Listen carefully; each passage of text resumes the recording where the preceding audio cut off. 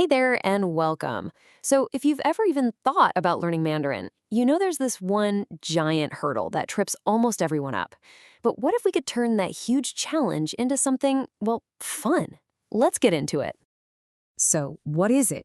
What's the one thing that makes learning Mandarin so tricky right from the get-go? You can learn the characters, you can memorize vocabulary, but there's this other layer. And if you get it wrong, you could be saying something completely different from what you mean. And yep, it's the tones. This slide nails the problem perfectly. Take one little syllable, ma. Say it high and flat, ma, and you're saying mother. Let it rise, ma, and it means hemp. A little dip, ma, and suddenly you're talking about a horse. And a sharp fall, ma, means to scold. 4 tones, 4 totally different words. Getting the tone right isn't just important, it's everything. Seems kind of daunting, right? Well, this is where things get interesting. Let's look at a really clever and honestly game-changing solution designed to tackle this exact problem. It's called Pinyin Bingo, and its mission is right there on the screen to reinforce syllable and tone recognition in a fun and interactive way.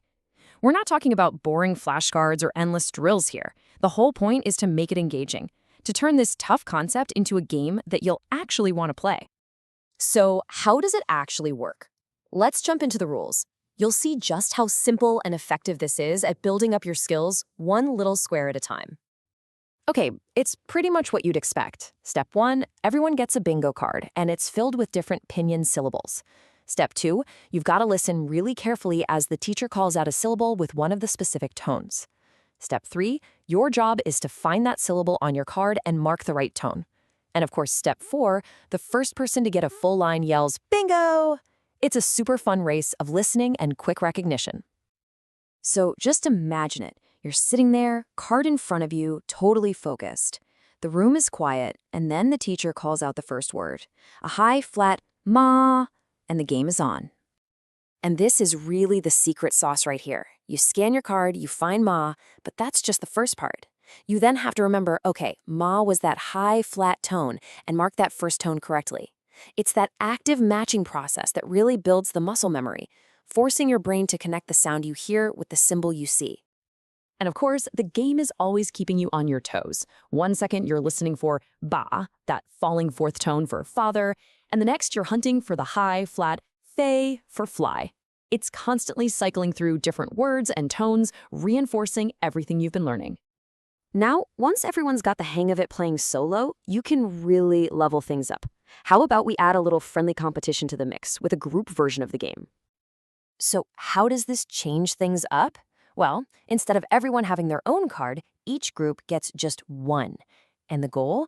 Oh, it's not just about getting a single line anymore. Now, you have to be the first group to fill the entire card.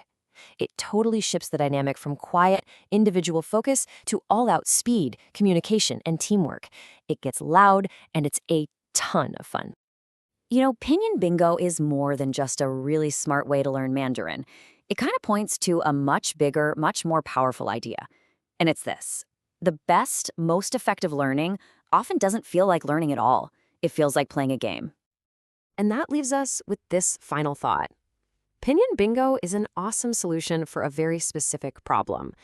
But what would happen if we applied that same kind of thinking to other difficult things? What if learning anything, no matter how tough it seems, could always feel more like a game?